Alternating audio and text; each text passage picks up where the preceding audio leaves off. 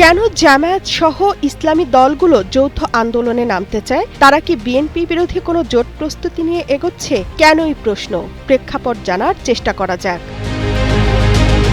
জুলাই সনদ বাস্তবায়নে নতুন প্রস্তাব দিয়েছে বাংলাদেশ জামায়াতে ইসলামী। ঐক্যমত্য কমিশনের বৈঠকে দলের সেক্রেটারি জেনারেল হামিদুর রহমান আজাদ বলেন, জুলাই জাতীয় সনদকে শক্তিশালী আইনি ভিত্তি দিতে ও পরবর্তীতে বাস্তবায়ন করতে রাজনৈতিক দলগুলোকে এফিডেভিট অথবা শপথ বাক্য পাঠ করতে হবে। যেসব দল এটা করবে না তারা পরবর্তী নির্বাচনে অযোগ্য বলে বিবেচিত হবে।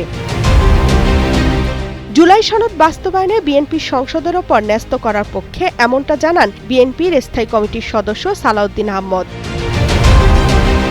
এদিকে জামায়াত ইসলামী আন্দোলন ও বাংলাদেশ খেলাফত মজলিস সহ ধর্মভিত্তিক কয়েকটি দল যুগপৎ আন্দোলনের কর্মসূচি নিয়ে মাঠে নামছে। তাদের দাবি, জুলাই সনদের বাস্তবায়ন, পিআর পদ্ধতিতে জাতীয় সংসদ নির্বাচনের জন্য লেভেল প্লেইং ফিল্ড তৈরি করা, ফ্যাসিবাদের দোসর হিসেবে জাতীয় পার্টি ও 14 দলের কার্যক্রম নিষিদ্ধ করা। এই দলগুলো 18 সেপ্টেম্বর থেকে বিক্ষোভের অভিন্ন কর্মসূচি শুরুর ঘোষণা দিয়েছে।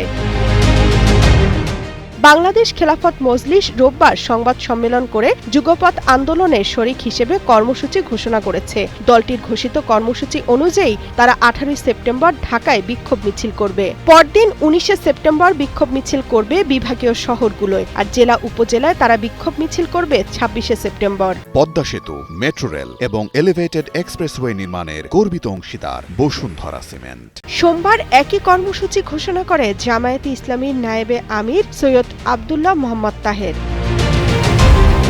প্রশ্ন উঠছে, এই দলগুলো এখন কেন রাজপথে নামছে? তারা বিএনপির ওপর চাপ তৈরি করতে চাইছে কিনা? সংস্কার বা জুলাই সনদ নিয়ে জাতীয় ঐক্যমত্য কমিশনে আলোচনা চলছে, কিন্তু আলোচনার টেবিল থেকে বিষয়টি রাজপথে আনা হচ্ছে, যা নির্বাচন প্রশ্নে অনিশ্চয়তা বাড়াতে পারে।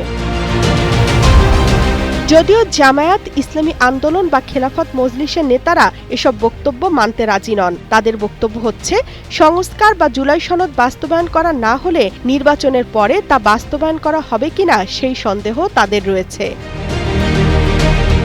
যদিও যুগপৎ কর্মসূচি ঘোষণা করার ক্ষেত্রে খেলাফত মজলিস বা ইসলামী আন্দোলনের পক্ষ থেকে বলা হচ্ছে 8টি দল এ অভিন্ন কর্মসূচি নিচ্ছে। তাতে যেসব দলের নাম বলা হচ্ছে তাদের মধ্যে এবি পার্টি, গণ অধিকার পরিষদ ও এনসিপি বলছে যুগপৎ আন্দোলনের কর্মসূচি নেয়ার ব্যাপারে তাদের কিছু জানা নেই। তবে জুলাই সনদ বাস্তবায়নে গণপরিষদ নির্বাচনের প্রস্তাব এনসিপির। এদিকে ধর্মভিত্তিক এই দলগুলো বিএনপি বিরোধী একটি জোট করে নির্বাচনে যেতে পারে বলেও মনে করছেন বিশ্লেষকরা। প্রধান উপদেষ্টা ঘোষিত সময় ফেব্রুয়ারিতে নির্বাচন আয়োজনের আগে অনেক বিষয় স্পষ্ট হবে। তামান্না তাহসিন খান, কালের কণ্ঠ।